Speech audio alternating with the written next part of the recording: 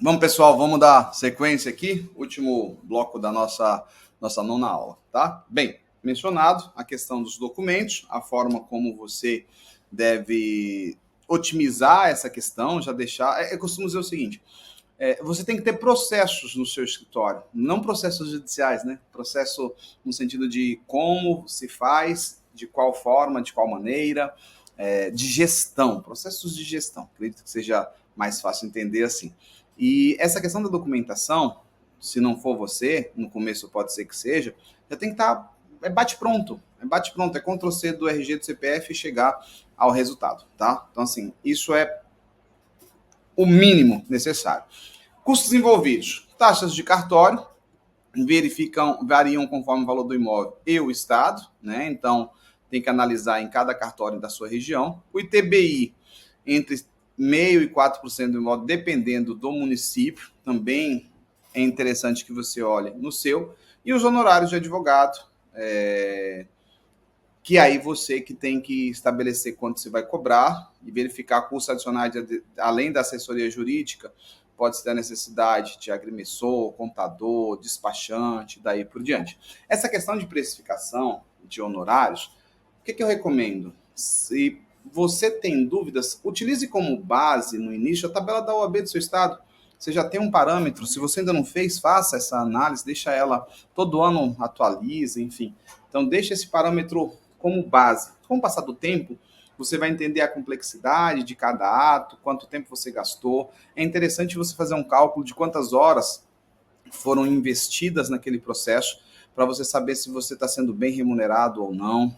Ter a noção de que o escritório é diferente do advogado, no sentido de que o escritório tem que te pagar. Você não pode confundir o dinheiro do escritório como sendo seu. A maioria das empresas nesse país quebram por conta dessa confusão. Então você tem que deixar fundo de caixa, você tem que deixar uma base de manutenção. Um mês você pode ganhar 100 mil e ficar um ano sem ganhar nada, né? Você pode ganhar um mês 10, o outro nada. Então você tem que ter essa mensuração de não pegar. Por exemplo, eu tive uma colega aqui, eu fiz uma consultoria individualizada com ela, uma mentoria, e ela, pô, ganhou uma baita de uma grana, falou, professor, ganhei uma grana, pô, que bacana. Só que antes de a gente avançar, ela comprei uma Compass, um Jeep Compass, né? Dei lá, ganhei 30 mil, dei 20 mil de entrada, e graças a Deus e tal. E aquele momento era tão bacana na vida dela de felicidade que eu não poderia frustrar. Aí eu deixei ela respirar e tal. No outro dia eu marquei um café. Aí eu falei assim: olha, vamos sentar aqui juntos. Você já tem um mensal? Você já tem uma advocacia de partido, como a gente chama? Não, professor.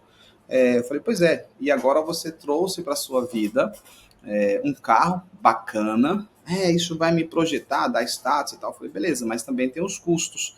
Aí eu comecei a elencar alguns custos. IPVA, seguro, manutenção, parcela do carro. Aí ela olhou assim, eu falei: olha, agora a gente tem que trabalhar de forma muito assertiva nas estratégias que nós vamos desenvolver na captação de clientes e de resultados rápidos, para que você não corra o risco de ficar com essa dívida. Ela foi precipitada, né? Porque ela pegou o primeiro dinheiro e comprou um carro de um valor alto, com parcelas altas. Graças a Deus, a gente fez um trabalho muito bacana, de forma conjunta, e ela já está com o carro quase quitado, né? Eu orientei a antecipar, pegar os benefícios, enfim, dívidas, na minha concepção, não é uma coisa legal. Mas, enfim, o que eu quero dizer para você é que essa questão da precificação, se você não tem esse hábito, utilize a tabela da OAB como base e vai analisando caso a caso e vai fazendo os ajustes. Abaixo da tabela, nunca. Aí já é demais, né? Não funciona. Bem,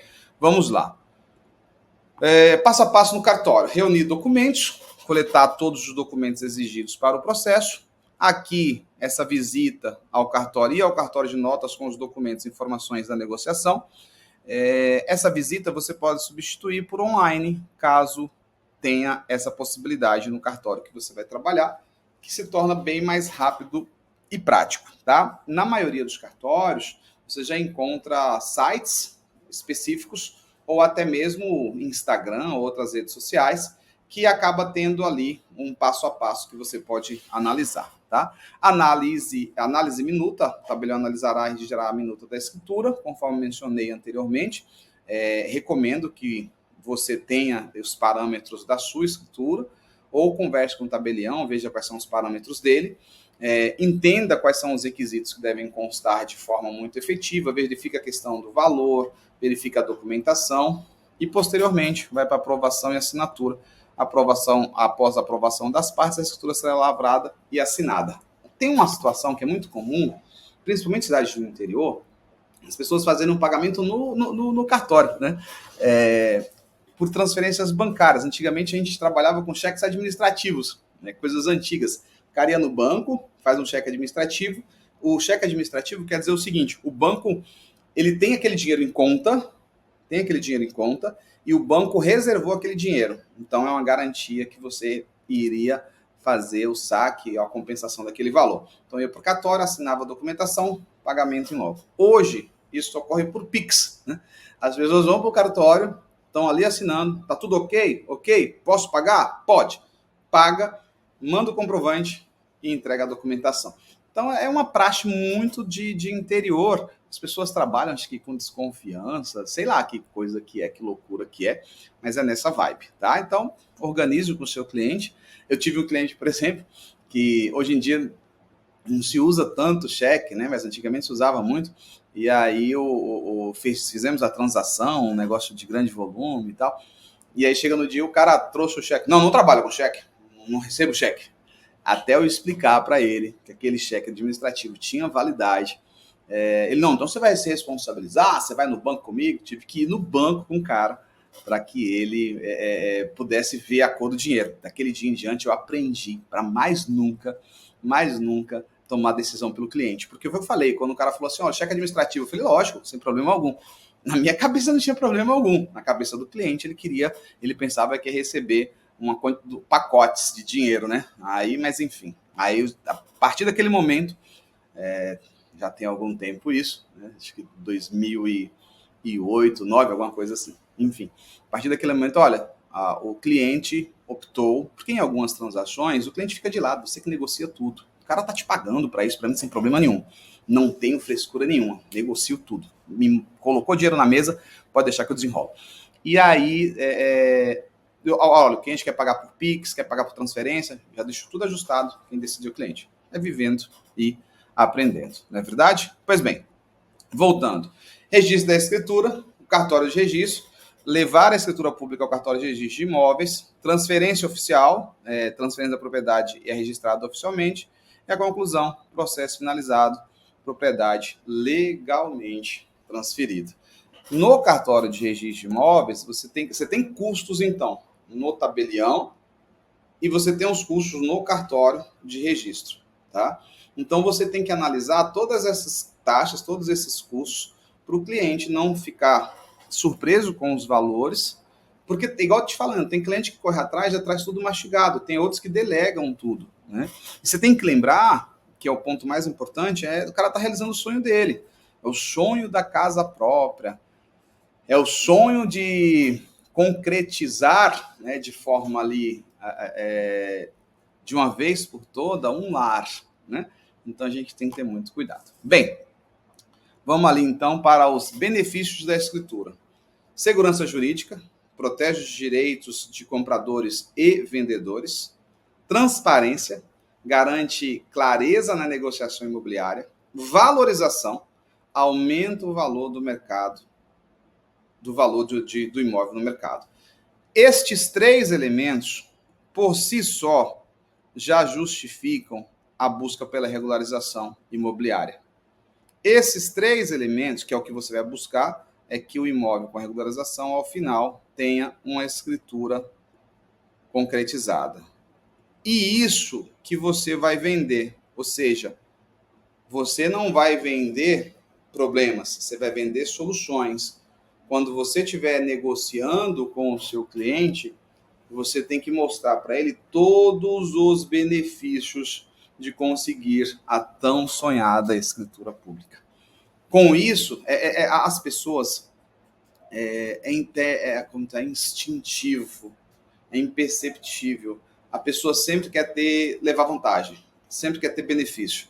E aí você tem que demonstrar onde esses benefícios se encontram para que você possa ser efetivamente remunerado pelo seu trabalho. Porque senão, eles vão sair do pressuposto que estão gastando. Aí são gastos, gastos, gastos, gastos, e advogado é mais um gasto. Quando você traz que o seu trabalho vai trazer para ele benefícios e não gastos, a possibilidade de fechar o contrato, ela é real. Vamos lá. Prevenção de problemas, né? A escritura pública, ela viabiliza, né, de forma preventiva, evitar conflitos legais relacionados à propriedade, garante a posse legal incontestável do imóvel e facilita as transações futuras mais simples e seguras. Eu, por exemplo, acabei de ser instado para regularizar um terreno. Um terreno até que razoavelmente ele tem, acho que 16 mil metros quadrados, acho que é isso, aproximadamente.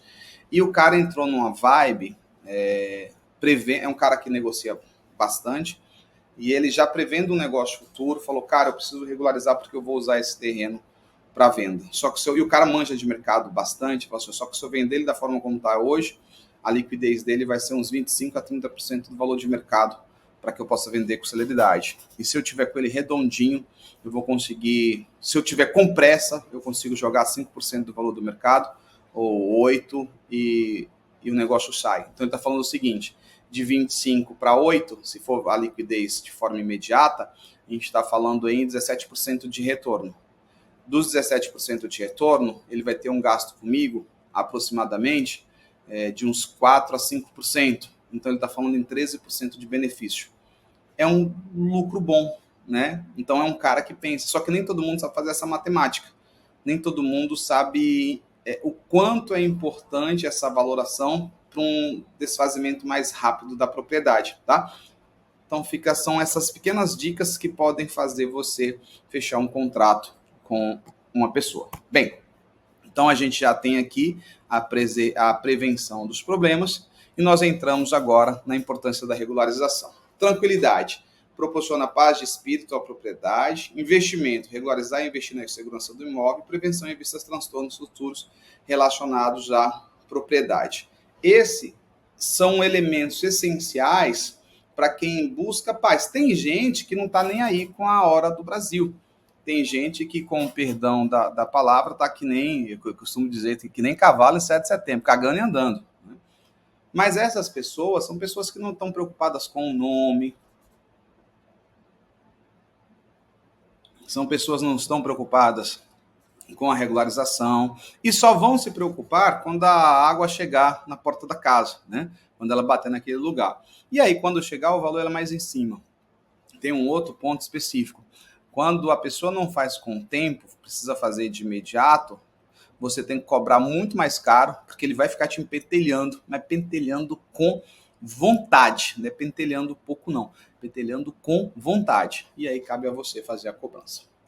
E aí, para a gente fechar essa questão da escritura pública e fazer um apanhado geral de tudo que foi falado sobre a escritura, nós podemos concluir que ela é essencial. A escritura pública é fundamental em transações imobiliárias. Ela visa a proteção, eis que garante segurança e transparência para todas as partes.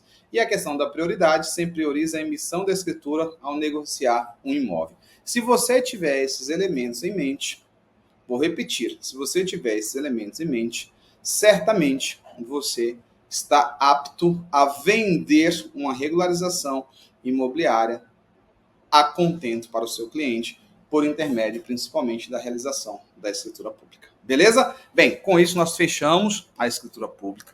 Então nós, de forma bem objetiva e direta, passamos pela questão de explicar que se trata-se de documento oficial, com valor jurídico, que a elaboração é feita pelo tabelião.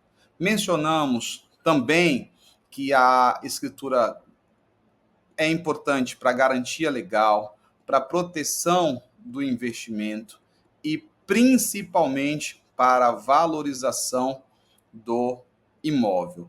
Em ato contínuo, nós pegamos aqui no primeiro momento a distinção entre a escritura particular, que é um instrumento particular, e a escritura pública.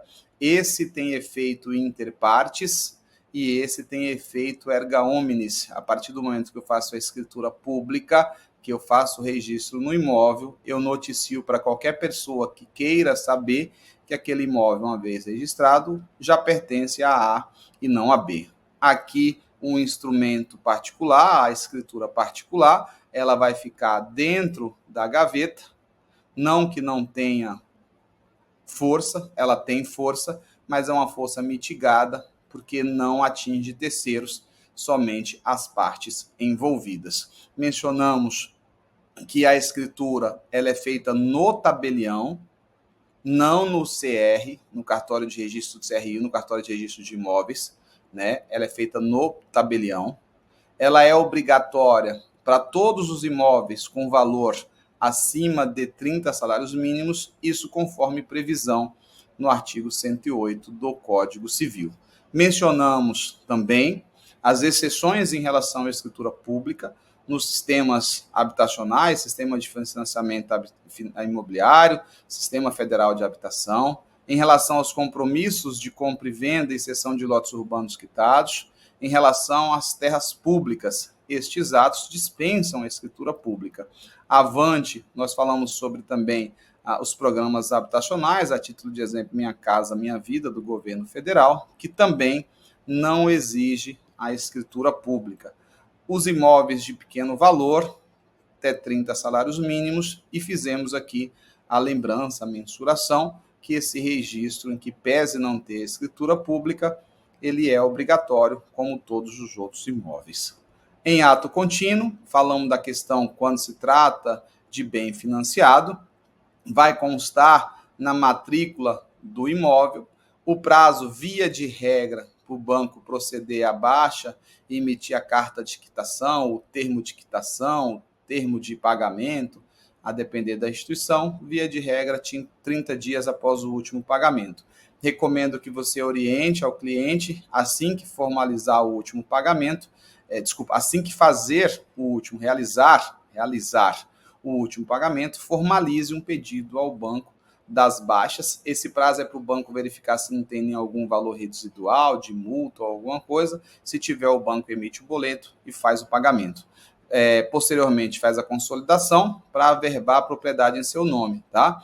Caso o banco demore a regularizar essa situação, inviabilizando o exercício do direito do seu cliente em fazer o registro do imóvel, proceder com a baixa da hipotética do financiamento, tem-se a possibilidade de cobrar a multa prevista contratualmente. Se não tiver multa contratual, uma vez que o banco pode ter um contrato de adesão com cláusulas abusivas só para o pó branco, nós vamos entrar com a discussão judicial em juízo para rever perdas e danos. Posteriormente, os documentos necessários, os documentos pessoais, documento em relação ao domicílio, residência, matrícula do imóvel, certidões negativas. Como mencionei, isso aqui tudo de forma atualizada e principalmente também no que diz respeito certidão de nascimento e certidão de casamento. Em ato contínuo, mencionei que é muito importante vocês terem em mente as taxas dos cartórios, ter em mente tributação e principalmente vincular a questão dos honorários. Quanto você cobrará para prestar serviços de excelência e resolver a situação com a escritura e registro definitivo, regularizando o imóvel do seu cliente. No cartório, você vai reunir os documentos, vai entender como o cartório funciona, analisar a minuta se está apta. Estando apta, você segue para o ato seguinte, que é aprovar e assinar a minuta. Posteriormente, com a escritura pública em mãos, vá para o cartório de registro para fazer a averbação, que vai viabilizar a transferência oficial com o prazo dado pelo cartório, via de regra também 30 dias, aí vai depender de cada cartório. Você já tem a certidão atualizada do imóvel constando o nome do seu cliente como sendo de fato o proprietário daquele imóvel. Tudo isso viabiliza benefícios tais como segurança jurídica, traz como transparência e principalmente a valoração do imóvel do seu cliente. Fato que vai deixar ele extremamente feliz, além de prevenir, e é o que nos cabe, é trabalhar na prevenção, prevenir problemas futuros, viabilizando tranquilidade, viabilizando investimento seguro e viabilizando principalmente prevenção. Concluímos então que a escritura pública é essencial nas transações imobiliárias, pois além da proteção, estabelece de fato um negócio seguro para o seu cliente. Com isso, nós fechamos a escritura pública, fechamos a 9ª aula e voltamos na 10ª aula, falando um pouquinho sobre o contrato de gaveta, e eu vou trazer também, bem provável, se der tempo, acredito que vai dar sim, algumas informações sobre imóveis rurais. Beleza? Abraço!